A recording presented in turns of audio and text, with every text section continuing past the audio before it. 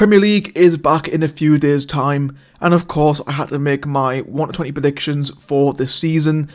Now, just like with my predictions for the Championship, obviously there's still a few weeks to go before the end of the transfer window, so there's still loads of time for clubs to make some last minute transfers, so these predictions are just based off the current state of the squads now, and also me integrating a little bit of what I think they could do in the remainder of this window. And of course, as always, these are just my predictions. This is my silly opinion. So if I've put your team lower than where you think they should be, don't have a go at it. Just be civil about it in the comments. And yeah, I think without further ado, let's get right into this. 20th, Burnley. Now, of course, Burnley, obviously, since the sack show and Dyche, they've become a bit of a yo-yo team that they have in the Burnley. Obviously, I mean, to be fair, last year, fantastic in the Championship. 100 points. Still didn't win the league somehow, which is crazy. Just 16 goals conceded last season, which is just immaculate. But as we all know, the Premier League is a different ball game to the Championship. And yeah, I'm just looking at Burnley's starting 11, and I'm just thinking, I'm struggling to see where the quality is in that team, which makes me think that they are going to stay up in the Premier League. Obviously, so far, James Trafford's been the only big name departure so far. And I brought in Martin de Bravke to replace him, which I think is a solid signing for goalkeeper. I mean, to be fair, they could have done a lot worse with him, really. They've also made some of their loan signings permanent, so Jadon Anthony is back in the Premier League now, Marcus Edwards and Zian Fleming. Although I'm almost certain that Zian Fleming, that must have just been a clause in the deal where Burnley got promoted and that they were signing him permanently. Because, yeah, he's not a Premier League quality player at all. I mean, to be fair, he didn't really do much for Burnley last season either, so yeah, a bit of a weird one. Jacob Bryn-Larsen's back at Turf Moor as well. Obviously, he was here in the last Premier League campaign. He's now back permanently, so that's I think that's good news for Burnley. They've also brought in Leslie Ugochukwu from Chelsea, who I think is an unbelievable signing for them. By the way, I think it's a really smart addition in the field. Kyle Walker as well. Not sure about him. Obviously, he's getting on, but he's 35 now. I think he'll be a great addition for the dressing room, but as a footballer, I just don't know if he's got the legs anymore. Even during his prime, he wasn't really known for his defending. He was known for getting forward, and now he's lost a bit of that pace. I just don't really know if he's the answer for Burnley, really. As well as Scott Parker. I mean, in the Championship, he's got a fantastic track record. No, it's his third promotion now. So yeah, he's brilliant in the second table in the Premier League. It's not going well. Obviously, Fulham, he got relegated with Fulham a few years ago. The Bournemouth was just a disaster. He got sacked after 4 games after the 9-0 defeat at Anfield.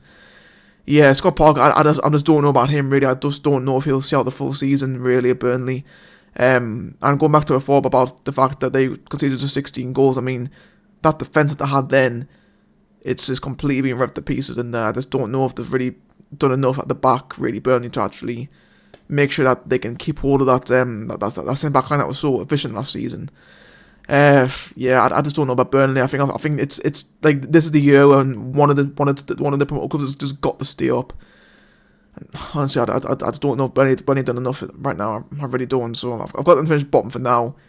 Things could change though. 19th, Brentford. I mean, this has just been a disastrous window for Brentford, hasn't it? Really. I mean, first of all, Thomas Frank's gone. He's the manager who's been there for a long time now. He's departed, and so with all this coaching staff.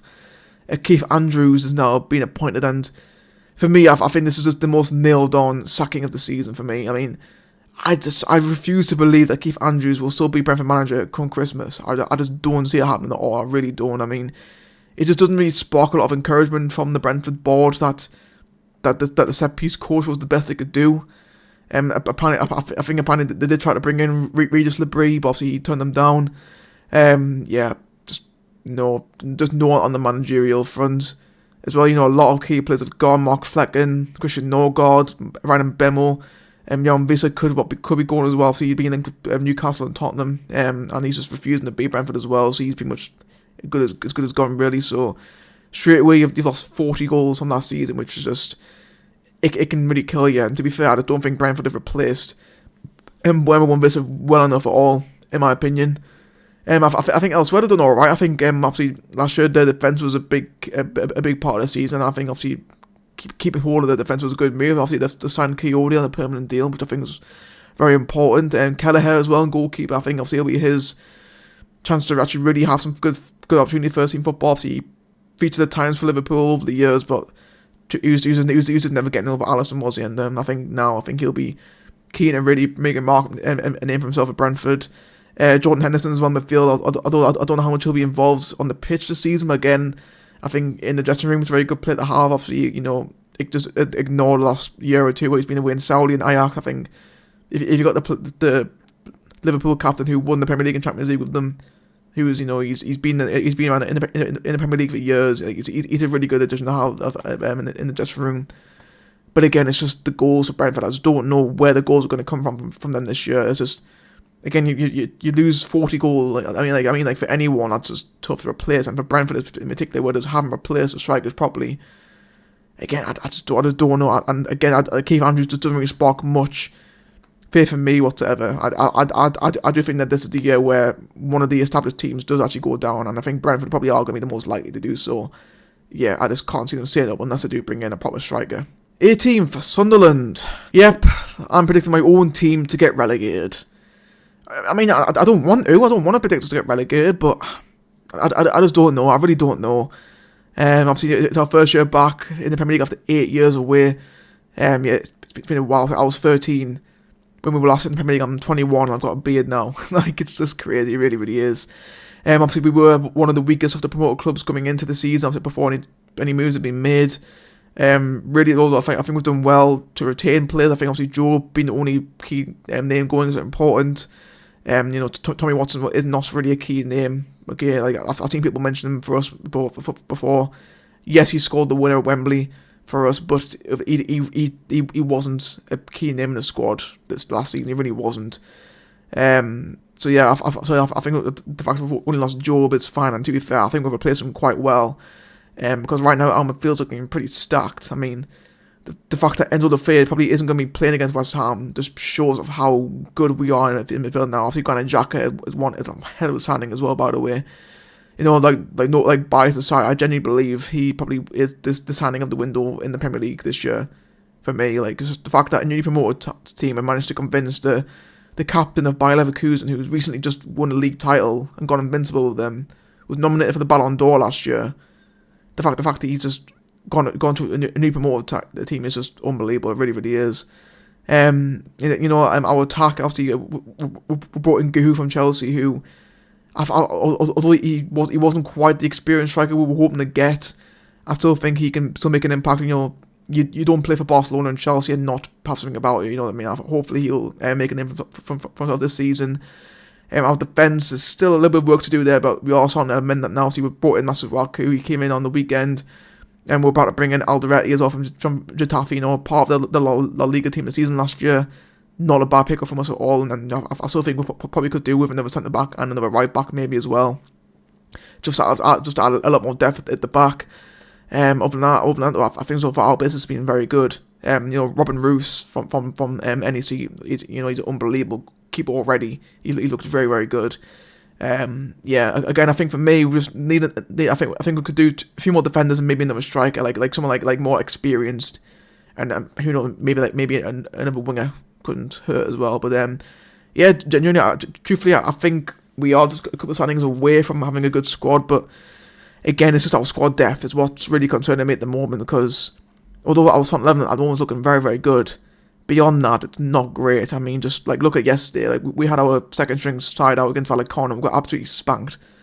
It's just not looking. I still think there's just a lot to do, for us really. And again, I think it's just a few injuries we could be screwed. And also AFCON as well. We've got a lot of players heading to AFCON, over in January. So and that period is a very tough one for us as well. So it could be a crucial time for us. And I don't know. I think we might just slip through the cracks. So hopefully not. But I think I don't know. I think it might just be 1 year too soon for us. But hopefully I'm being proven wrong. Hopefully we can defy the odds and do stay up. 17th, Leeds United. Yes, I am predicting one of the promoted clubs to stay up this season, and I think it will be Leeds. I mean, it's got to happen this year, hasn't it? Really. Like, if seriously, like I think this year, of all the years where all three of the promoted clubs have put in as much effort and much money into the transfer this year, and that's signing some half decent players, or like not just shit from the Championship, like what Luton and Ipswich have done last previous years. Like, this actually is 3 clubs who actually are trying to stay in the Premier League this year, and if it doesn't happen this year, it's never gonna happen. I think I think it's I don't think people realize how crucial it is that one of us does stay up this year. Because again, if it doesn't happen, it will never happen again if it doesn't happen this year, you know. But yeah, I picked Leeds out the 3 to do it. You know, again, last year, 100 points. You know, they were just destroy the Championship. You know, again, league title win. You know, you just can't ignore it. To be fair, again, no noble departures. They've kept the squad together again, which is very important for Leeds. So far, I think the signings as well been very good. Obviously, they need a new goalkeeper because fucking mentally is just a fucking disaster when it happened, isn't he really? And if I think Lucas Perry as well. They could have done a lot worse. I think Leeds. I think that's a very, very good goalkeeping addition there. Anton Stack as well. I mean, so far obviously like he had a pretty good time in Germany before he came to Leeds, and so far in pre-season he's looked very, very good. And I think for the price I got him for it as well, looking like a steal. I think Stack could be a big name for Leeds this season.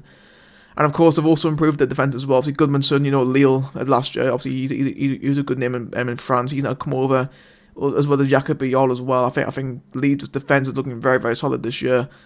I suppose with Leeds, I think they could do with another striker. Joel Perrault, I like Joel Perrault a lot. He's a good striker in the Championship, but again in the Premier League, will he make the step up that Leeds need? I think Leeds could do with another striker as well. And again, I think squad depth as well. It's just like again, I'm looking at Leeds' squad. I mean, a couple of injuries, and they could be again in some serious trouble because it's just a very thin squad at the minute, isn't it? Really. Again, I think the starting 11 is very, very good, and they do have options on the bench as well. So beyond that, there's not a lot there for Leeds. And again, as well, Daniel Farke. Again, like Scott Parker, hasn't got a great Premier League CV. Obviously, relegation with Norwich. There's both times he just hasn't really done well in the Premier League. But I suppose this time it is a bit different because he has been backed properly by the owners at Leeds. And although there's a bit of a love-hate relationship between Farke and the Leeds fans, I think right now, truthfully, I think he could. I genuinely believe he could prove people wrong next season. With Leeds, I think again, if they get a good striker in, I think Leeds could do it. I genuinely believe that Leeds will end this current trend of newly promoted clubs getting relegated again. I think it could happen this year. I hope it does. I hope someone does it. If it isn't something, I hope it is Leeds. If it isn't those two, I hope it's Burnley. There's just someone to stay up and not have this constant cycle of teams getting relegated again. But again, have to wait and see. 16th for West Ham United. Yeah, I don't know about West Ham at the minute, to be honest. I really don't. I mean, Graham Potter's yet to really make a statement so far at the London Stadium. He's been, last year, he came in, he didn't really improve things too much. I mean, again, I think it helped that the three relegated ties was that bad that West Ham were able to stay up. I mean, yeah, I just don't know if he's going to really last at West Ham, to be honest here. Apparently, there's been rumours behind the scenes that he's not quite happy with how things are going at the minute, but there's just rumours. Mohamed Kudus is gone. Big loss there for West Ham. But I suppose they got to move on there. They brought in Jean-Claire Todibo on a permanent, which I think was important, and I think he can actually really kick on this year. Kyle Walker-Peters as well. I think on a free transfer is a very, very good deal. Again, to strengthen up that defense a bit more. Him and Wan-Bissaka, I think, are very good options at right back. And also El Hadj Malik Diouf as well. I think he's a really neat addition as well. I think he could really do something at West Ham this year. Callum Wilson, though, that's like one that I'm not too sure about. He's really injury prone the last few years, and also he didn't score a goal last season as well. Which it's just I just don't know. I think over than Bourne, and I think obviously Paquetá's got his whole thing behind the whole betting thing is now being put to bed now, so he can go back to playing football. I think truthfully, I think other than Bourne and Paquetá, really, West Ham doesn't really strike too much fear into me as I probably should do. And I know I'm saying this now, and they're going to absolutely destroy us on the opening day, I'm sure. But yeah, I just don't know with West Ham this year. I really don't. I think Again, like the core of the squad is very good. I think again at the back looking very tidy, but I don't know. I don't know where West Ham. I really don't. 15th, Wolves. Again, Wolves was a brilliant comeback from them last season. Started absolutely horrendously. Gary O'Neill got sacked. Vitor Pereira came in, and he did very well to keep them up in the end, I think. Although for Wolves, 20 defeats last season is a lot. And to still survive is one thing. A few departures as well. If Cunha's gone, we all knew he'd be going. At Newry's gone to Man City as well, so that's two big names lost there. But I do think Wolves have replaced them quite well. Obviously, Sean Larsson was now back on a permanent transfer, which I think was very, very important. 14 goals he scored last season for Wolves. Yeah, it was crucial that they brought him back permanently as well. And also David Moller-Wolf as well. I think he's a very good left back. With a very good CV coming over as well. So there's your Newry replacement sorted as well. Of course, Wolf playing for Wolves. Funny joke. Other than that, though, I think Wolves signings are just a bit fresh, young players who aren't quite proven. So I don't know if they're going to be making too much of a impact this season for Wolves, unless they are just trying to bulk up the squad depth a bit more. But yeah, I think they'll be alright this season. I just don't. I just don't see them really doing too much damage to the league. So yeah, I think they're just sort of there this season. I think, to be honest with you. 14th, Bournemouth. I mean, this last season it just ended so poorly for Bournemouth. They were just absolutely screwed over by the amount of injuries that they had at one time, and ultimately their European hopes were completely obliterated. Just 3 wins in the last 13 games. Just not a good way to end the season for Bournemouth. And so for Bournemouth, I mean, again, the transfer window's gone pretty poorly for them. Their entire defence is just gone. Like, just been completely obliterated. It's not great at all. Hoyson's gone, Kirkus is gone. Arsenal and PSG both in for defenders as well. It's just not looking good for Bournemouth right now. And I think so far the actual incomings in the window have been a bit slow. Although I think Petrovic from Chelsea is a good option at goalkeeper. Obviously, they're batsman Keaty as well, a centre half who I think is a very good option for Bournemouth to have. But yeah, just the fact that their whole defence has been completely torn apart, and the fact that they haven't been too active in the window so far, it's what's made me put them so low down in the table. I think going forward they'll look absolutely fine. They can't be. I can't see anything wrong with their midfield or attack. Again, it's just the defence is what's worrying me a lot as well. And again, last season, obviously the injuries and there's this lack of quality in the squad depth was probably why they did fail, and they haven't really done much to address that so far in this window. So unfortunately for Iraola, he hasn't quite been backed as much as it probably should have been in this window, which is why I've got Bournemouth quite low in this table. 13th, Crystal Palace. What a window it's been for Palace. Not in terms of transfers, but just everything else that's going on behind the scenes. They won the FA Cup last season. So they are playing in Europe, but although that's so yet to be confirmed in which tournament that actually is going to be in. Obviously, they won the Community Shield yesterday as well, so that's very good for them as well. But yeah, it's just not. It's just been a pretty slow window from Palace. Again, there's been a lot of turbulence behind the scenes.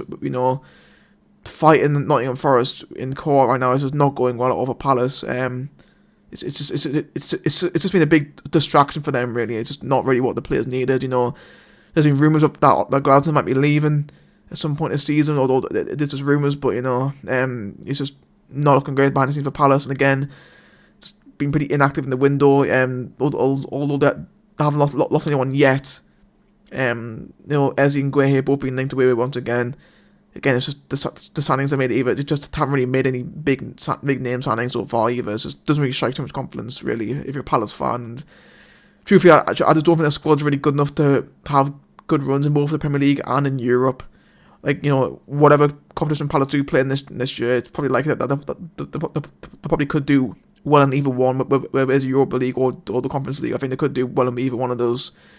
And yeah, again, I don't think that squad's good enough really to compete in both. So that's why I got Palace in 13th. But things could still happen this window, so who knows? 12th, Fulham. I mean, is anything happening in Fulham this season?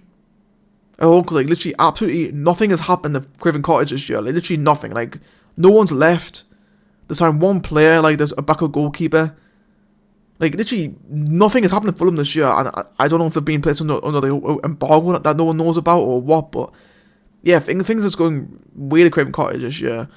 Yeah, it's weird. I haven't got much to say about Fulham, to be honest with you, because they're literally all just where they were last season. You know, mid-table team, same squad, literally same squad. But again, I suppose, you know, because there are so many teams competing in Europe this year, not being in Europe could actually help Fulham a lot. In terms of maybe sneaking up the table, but truthfully, I just can't see them getting top half. If I'm being completely honest with you, I've got them 12th for now, but yeah, just nothing's happening at Fulham. I can't talk about them anything because nothing's happened. 11th, Everton. You know, it's been a couple of bad years for them since Ancelotti left. It's been, you know, near the bottom of the table, you know, fighting relegation a couple of years, but you know, since Moyes has come back in, they've looked a lot better. You know, since Moyes came in last season, just 4 defeats in 19 games was very, very good. You know, they've kept the team together, which is always nice. You know, they've brought in Alcaraz permanently, which I think is really important. I think Adam Asnu and Tiano Barry are both good options to have off the bench as well. And as well, I think lately, you know, they've really ramped up the actual big name signings. You know, Dewsbury Hall from Chelsea, I think he could really kick on the season. Jack Grealish as well coming in from Man City on loan. He could, you know, it'll be an opportunity for him to really like reinvent himself, you know. And again, like Fulham, Everton on in Europe, whereas a lot of the teams around them are. So, you know, with improving the squad and actually looking like a decent team for the first time in a long time, they could really make some moves this season, you know. But I've got them 11th for now. But honestly, I think they could finish higher, truthfully. But you know, I think 11's it's all right for now. I think 10th, Nottingham Forest. Now, truthfully, I've seen a lot of Forest fans actually be worried about their season this year. Which I can see why. You know, obviously they're in Europe this year in the Europa League at the moment. Again, obviously they've been involved in this whole thing with Crystal Palace, which has taken up quite a lot of the window so far. You know, Anthony Langer, the only real departure, but you know, it's a big name lost, but I think Forest just have to get on with things. I think Dan Ndoye is a good signing as well. I think he's a really good option to have in like the attacking part of things. Other than that, though, I'm not unsure on the rest of the signings I have made so far. Not really striker with loads of confidence. And again, I think the big reason why Forest fans are so concerned this year is again because of the squad depth. You know, like being in both the Premier League and in Europe, and again, like Crystal Palace, Forest are more than capable of going on a good run in either Europa League or Conference League, like whichever one they're in. But the squad depth just isn't really quite there for them to do both. You know what I mean? So. Yeah, I think I've got Forest in 10th for now, but I mean, I can see why the fans are a little bit concerned, but I think, truthfully, I still think the squad's good enough to be above the likes of Palace and Fulham and Bournemouth, people like that, you know, so I've got Forest 10th for now, which, you know, it could go completely wrong, they could be top 4, they could be bottom 3, who knows, but I think 10th right now, it's not too bad. 9th, Newcastle United. Now, obviously, before we do get into this video, obviously, I want to preface that, obviously, I am, of course, a Sunderland fan, and this prediction obviously is just me trying to be as unbiased as possible. So obviously, so any Newcastle fans who are having a go at me, you know, for like saying I'm being biased or whatever, just hear me out. You know, I had a tough time like trying to put you in a position this year. Just hear me out, okay? So truthfully, with Newcastle this year, I think this whole prediction does rely on the future of Isak. I think if he was to leave Newcastle, doesn't give him loads of time to bring in a proper striker, really. And truthfully, you know, it's, you know, Isak, if he goes, you're losing nearly 30 goals from last season. And yeah, the only other striker they got at the minute is Osula, who, you know, isn't really proven yet. So there's no real guarantee that he's going to really hit the ground running so far for them. And yeah, I think this year it's really like just a disastrous window for Newcastle, really, because like, literally like nobody wants to fucking play for them. Like they've been rejected by like fucking 10 players or some shit like that. It's been crazy. You know, Anthony Langer, I think obviously we just mentioned him from Forest. I think he's a good signing. You know, really much needed right winger. Really, obviously to bring in Tio from AC Milan, which I think was a much needed addition at the back. Because I think that the defense is getting on a bit now. Obviously, Botman's injury prone. Trippier and Byrne are getting on a bit now in age. You know, like they needed some refreshment at the back. I think Tio could be the one to do so. But again, like with Forest, like with Crystal Palace, Newcastle squad that just isn't, in my opinion, good enough to balance both the Premier League and the Champions League. Obviously, like last time they were in the Champions League. Their league form was palmed because they were trying to focus on the Champions League. So yeah, and truthfully, that squad isn't too far away from what it is still now. Obviously, again, I think midfield very good. They got a very good midfield. Newcastle up front. I mean, again, Alanga's a good addition on the right wing. Asula at the moment, Asula is the starting striker. I think Isak just doesn't want to be there really. Anthony Gordon for me just isn't quite the player that he in my opinion. I think Anthony Gordon is just living off one good season that he had, and then just hasn't really done much since then, as well. So again, I just don't think the squad's really good enough to do well in either one, and I think they are going to have to prioritise one or the other. And truthfully, the reason why I put them above Forest is because I think Newcastle are more likely to get knocked out of the Champions League before Forest do out of the Europa League, as well. So that's the reason why I got Newcastle above Forest. And I've seen people predict Newcastle to get top 6 again. Truthfully, I just don't see it right now. I really don't. Yeah. Again, if Isak goes, Newcastle can kiss Europe goodbye next year, in my opinion. But again, he could make a U-turn. He could get his shit together and just decide that he doesn't want to play for them. But right now, on the basis that Isak isn't going to be there next season, I'm going Newcastle 9th. And yeah, can't wait for the shit I'm going to get for this prediction. 8th, Manchester United.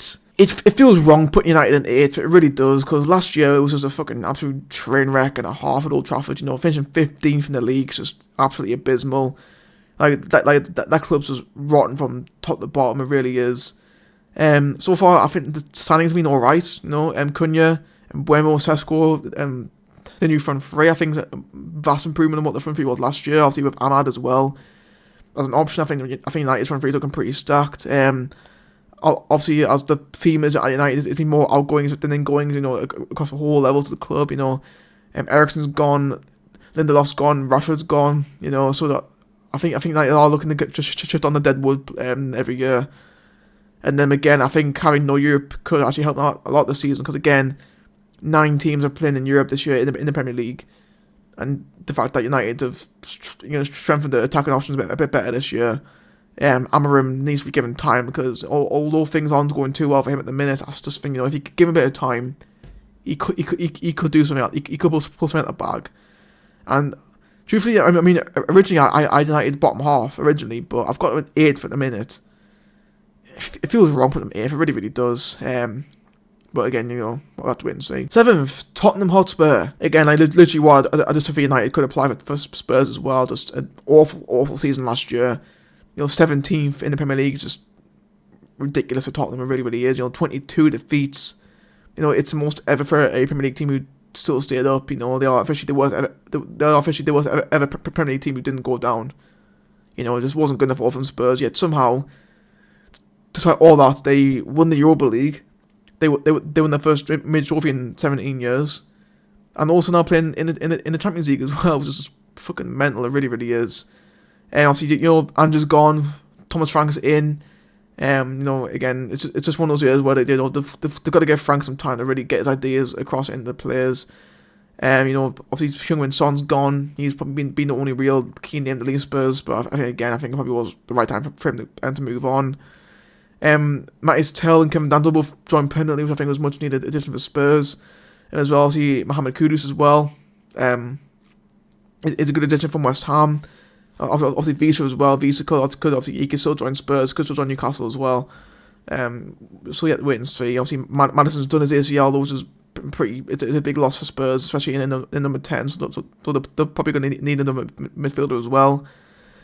Honestly, I do think last year was just a bit. I do think it was a one-off last year for Spurs. Had they not done so well in Europa League, I think Ange probably would have been sacked long before he was. Honestly, I think now we have a proper manager in charge. One who knows the Premier League by now. I think Frank will be more suited to Spurs, and again, they've just got to give him time. They really do. But yeah, I think this year it'll be more of like a normal year for Spurs again. This year I've got them 7th. Again, I'll have to wait and see. 6, Brighton and Hove Albion. That's to Brighton, just missing out on Europe last year because of Crystal Palace winning the FA Cup, which is just hilarious. Really, you'd be fucking fuming if your rival club was the reason why you were stopped from doing something. You know what I mean? That's just really weird. But truthfully, I think that actually could be a blessing in disguise for Brighton. Because now they're not in Europe this year, and 9 teams are. And again, like I'm saying with United, like with Everton, not being in Europe could be a good year for Brighton, because they can solely focus on the Premier League. In my opinion, I think they have strengthened quite well. They've done a lot of the transfers are from abroad. Diego Coppola, Olivier Biscagli, Sharon Lampos-Costello, so I think all good additions. João Pedro has gone though, which is I think is a big loss for Brighton. But yeah, honestly, I'm actually really looking forward to see how Brighton get on this year, because I do think they could kick on this year. I really do. I think I've got them 6th for now. It could be a good year at the Amex. I do think, again, having no Europe could definitely play a big part in how well they do this season. I'm curious to see how they do get on.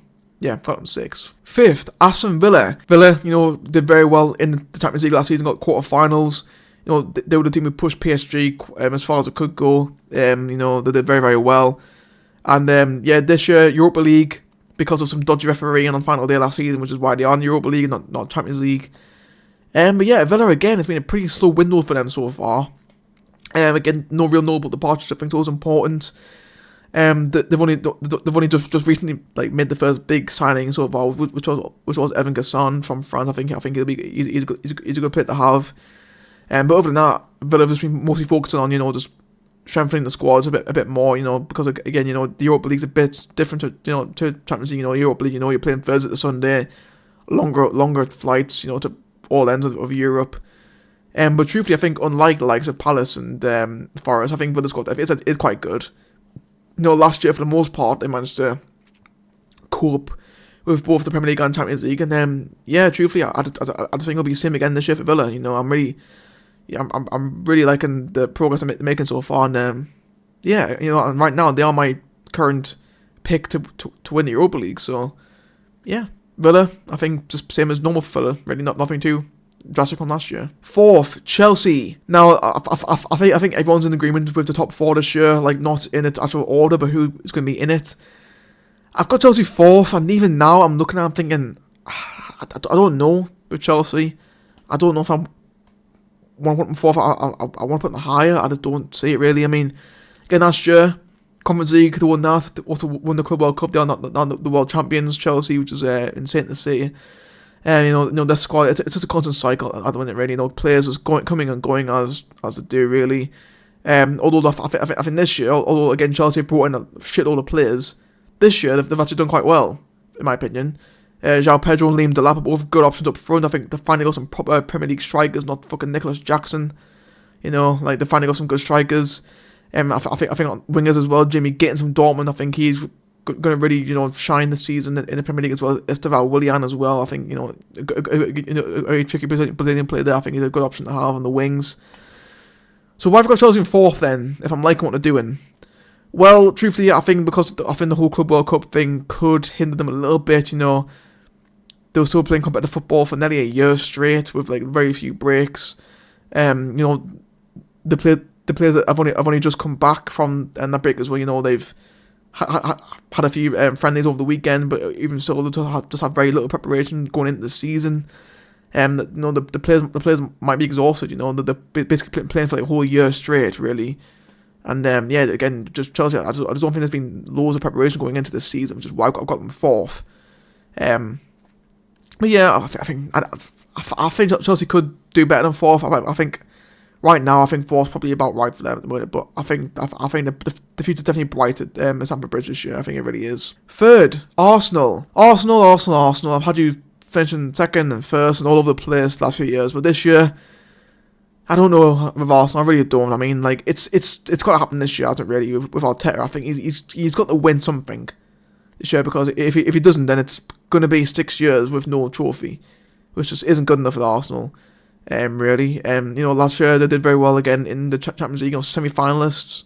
Did very well, but other than that, were very underwhelming everywhere else. Not knocked out of both cups very, very early on. Just didn't offer enough challenge to Liverpool in the league either. Just Arsenal, I just don't know of Arsenal, and it's really because I think again they've done very well in the window. You know, again, like no real key departures this year, which I think is important. I think Zubimendi so far looks very, very good for them in midfield. So he could be the party replacement, which is always nice. Christian Norgard from Brentford was a bit of a wild card option, but I think again he's strengthening the depth in midfield. They finally got the proper number 9 now. Arsenal. Victor Gyökeres is now in the club. They finally got proper striker, and it's the year where I've always been saying about Arsenal. As soon as they get a proper striker in, they can easily win the league, and I've got them finishing 3rd as soon as they do that, But yeah, I don't know. There's just something about Arsenal where I'm just like, I just don't see it. I don't see it, and it's so weird to see it. I know it is, but I just don't see it at Arsenal right now. I really, really don't. Gyökeres is going to have to hit the ground running straight away, and if he gets an injury, who's going to replace him? No one really. Like Madueke, I don't think it was a more sensible buy from Arsenal, but we'll have to wait and see at Arsenal. But truthfully, I do think time is running out for Arteta.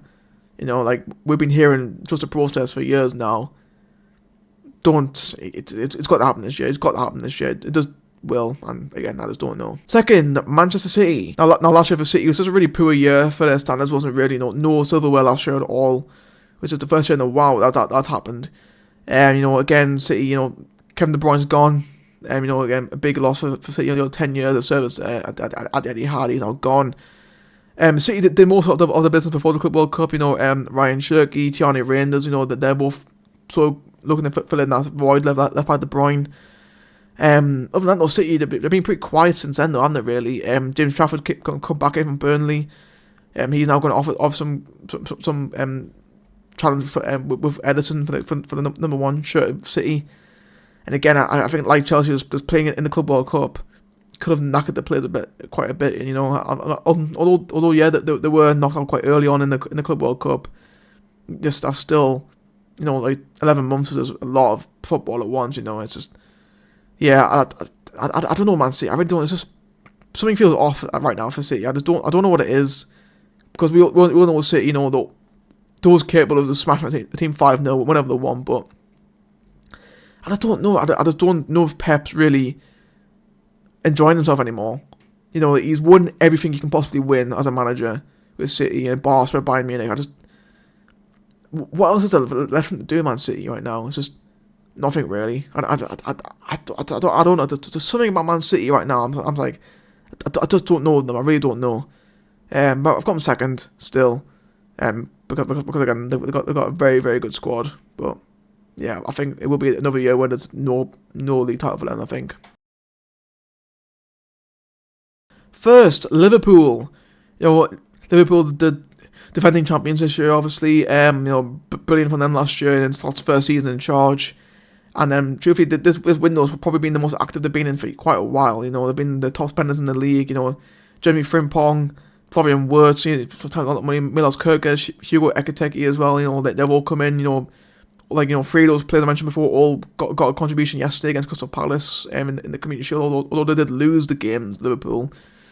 They were looking much better, and also Isak could still be joining Anfield as well. That's still yet to be seen. But going forward, Liverpool look fucking dangerous, and I won't lie. But with Liverpool though, because the squad's looking a little bit thin at the minute. They've gotten rid of all the dead wood from last year, but now it's left them quite short, and again a couple of injuries could be a challenging one for Liverpool. But I think if they do get Isak somehow, I think they'll be fucking absolutely unreal in the league. I really, really do. But even now, I'm like, what? I think they might just have enough to really push on and go back to back in the league, which I think they will. I mentioned squad depth already, but I think should they get lucky with injuries this year, I think Liverpool probably will go back to back in the league, and I think that's what I'm going to go with right now. And that, guys, is going to be it for my predictions. Hope you guys did enjoy it. Again, these are just my predictions. These aren't going to be what's happening in the season. It's just my silly predictions. So yeah, don't get annoyed at me if I put your team where you think it shouldn't be. But yeah, do feel free to let me know how you think your team's going to get on this year. Do you think you'll do well? Or are you a fan of a promoted club? Do you think your club will stay up this year? Do let me know down below in the comments. Thanks for watching, guys. I'll see you all next time.